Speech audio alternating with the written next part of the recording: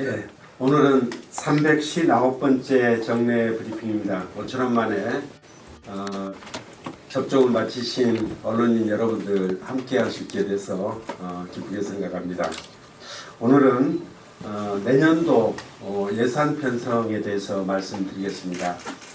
우리 시는 코로나19 대유행에 맞서서 시민들의 생명과 안전을 지키고 지역경제를 활성화하기 위해서 모든 역량을 집중해 왔습니다. 단계적 일상회복을 계기로 시민 여러분의 삶에 활기가 돋고 또 위축됐던 지역경제도 되살아나기를 기대합니다. 내년에도 부동산 시장의 불확실성이 계속되는 등 세수의 변동 가능성이 높지만 예산을 꼼꼼하게 편성해서 시민 여러분들의 복지와 편익 증진, 또 지역경제 회복과 서민생활 안정을 최우선 과제로 삼아서 적극적으로 재정을 편성 운영하도록 하겠습니다. 이를 위해서 순세계 잉여금 등 가용재원을 적극 활용해서 재정의 건전성을 유지하도록 예산을 편성했습니다. 먼저 내년도 예산의 전체적인 규모부터 말씀을 드리겠습니다. 내년도 예산은 금년도 본 예산보다 1,040억 원이 증가한 1조 9,213억 원으로 일반에게는 2,118억 원이 증가한 1조 5,801억 원을, 특별에게는 3,412억 원을 편성해서 운영할 계획입니다. 다음으로 세입 예산에 대해서 말씀드리겠습니다. 공동주택 입주 물량이 감소할 것으로 예상이 됩니다. 그리고 부동산 거래도 아무래도 올해보다는 위축될 것으로 예상이 되어서 취득세는 올해 2,428억 원보다 3.8%가 줄어든 2,335억 원가량으로 예상되지만 지방 소비세율 인상과 과세 대상 증가 등을 고려할 때 내년 지방세 수입은 올해보다 895억 원이 증가한 8,251억 원으로 편성하였습니다. 국고보조금은 적극적인 국비 확보 노력을 전개해서 올해보다 448억 원이 증가한 3,492억 원을 편성하였고 지방교부세는 965억 원을 반영하였습니다. 다음으로 분야별 주요 세출 예산 사업에 대해서 말씀드리겠습니다. 예산 규모가 가장 큰 것은 역시 사회복지 분야입니다. 사회복지 분야는 4,459억 원으로 금년 당초 예산보다 331억 원이 증가하였습니다. 인구 증가로 인해서 기초연금이 724억 원, 아동수당이 395억 원, 영유아 보육료 548억 원 등 의무 지출이 크게 증가했습니다. 우리 시는 부모가 함께하는 자녀 양육 환경을 조성하기 위해서 아이 돌보는 아빠 장려금 3억 원, 또 내년 3월 개관 예정인 세종 여성플라자 운영비 4억 원을 신규 반영하였습니다. 특히 국비 사업으로 첫 만남 이용권 70억 원을 신규 편성하여 내년부터 출산 가정에 기존 출산 축하금 120만 원 외에 200만 원을 추가 지원하게 됩니다. 그래서 총 320만 원씩 지원할 예정입니다.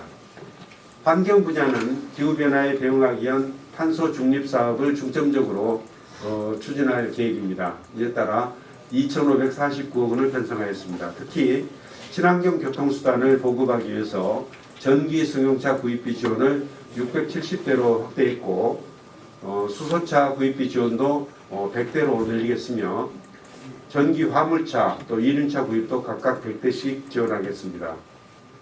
대기 오염물질을 줄이기 위해서 노후 경유차 표기 폐차 지원을 2,000대로 확대하고 저감장치 부착 지원도 올해 130대에서 1,000대로 크게 늘리기로 하였습니다.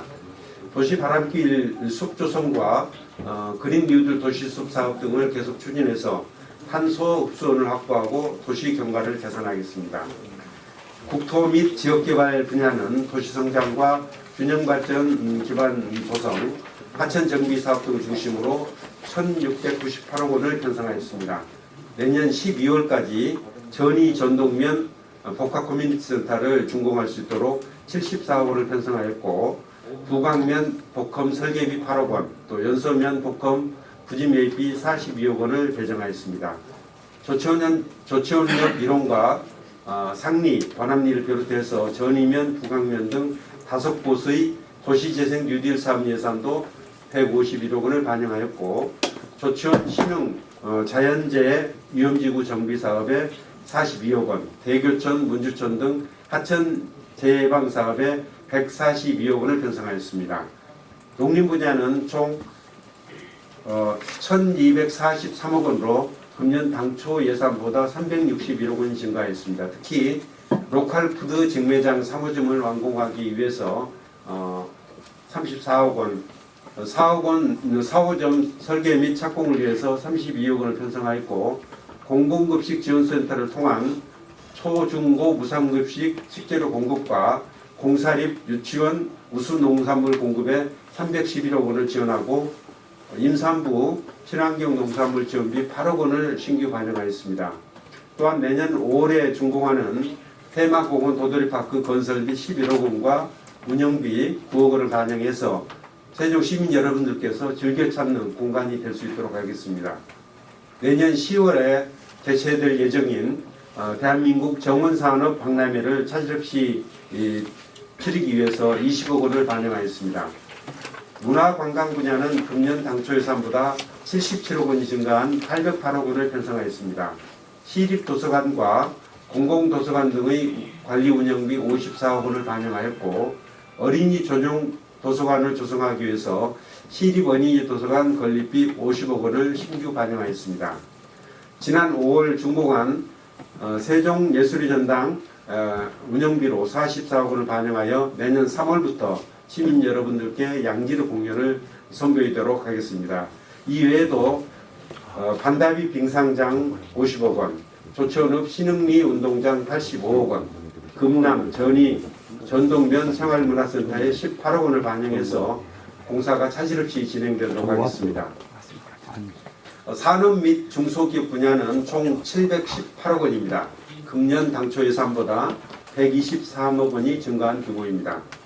우리 시 5대 신산업 육성의 기반이 되는 R&D 혁신 클러스터를 구축하기 위해서 4-2 생활권 세종 테크밸리 연구시설 용지 매입비 49억 원, 또 세종 산업기술단지 본부동 건립비 136억 원을 반영하였고, 자율주행 실증 규제자유 특구의 자율주행 빅데이터 관제센터 운영비 11억 원, 규제자유 특구 혁신사업 운영 11억 원을 편성하여 자율주행이 4차 산업혁명을 이끌어가도록 지원하겠습니다. 이 외에도 소상공인을 돕기 위해서 소상공인 정책자금 2차 보전금 30억 원, 전통시장 및 상점과 활성화 5억 원을 편성하고, 공공임대형 지식산업센터 건립 15억 원, 세종신용보증재단 운영비 16억 원을 반영하였으며, 아울러 현재 우리 시청사가 여러 곳에 분산되어 시민 여러분께 많은 불편을 끼치고 있는 점들을 개선하기 위해서 시청사 별관을 짓기로 하고 설계비 24억 원을 반영하였습니다. 보건환경연구원의 법정 검사 업무 및 조직 확대에 따른 공간 부족을 해소하기 위해서 청사 증축을 위한 구지매입비 26억 원을 반영하였습니다. 우리 시는 특히 내년부터 청년 수도 세종을 본격 추진하기 위해서 청년 정책 예산 73억 원을 편성하였습니다. 맞춤형 청년 정책을 추진하기 위해서 청년 희망 네일센터 운영비 21억 원, 세종형 청년 주거 임대료 2억 원과 청년 월세 한시 지원비 6억 원을 신규 반영하였고, 이 외에도 지역주도형 청년 일자리 사업 10억 원, 또 청년 행정 인턴제 운영 2억 원, 청년 문화거리 조성 및 운영비 3억 원 등을 반영하였습니다. 청년 예산은 이제 청년 예산으로 표시된 부분도 있지만, 또 각 부서에 청년들을 위한 예산들이 여러 가지가 반영되어 있기 때문에 이런 것들을 모두 합치게 되면은 청년 예산은 지금 말씀드린 73억 원을 포함해서 모두 244억 원이 되겠습니다. 우리 시는 청년들의 의견을 적극적으로 수렴해서 청년 세대가 어려움을 극복할 수 있도록 다양한 정책을 추진하겠습니다. 지금까지 말씀드린 내년도 예산안은 시의회가 예산결산 특별위원회 심의 등 심도 있는 논의를 거쳐서 최종적으로 확정하게 됩니다. 우리 시는 내년도 예산 편성 과정에서 사업 우선순위를 신중하게 검토하고 예산을 적기에 적소에 활용하기 위한 노력을 하였습니다. 앞으로 이러한 예산이 효율적이고 또 적절하게 집행될 수 있도록 꼼꼼하게 살펴보고 점검하는 등 만전을 기하겠습니다.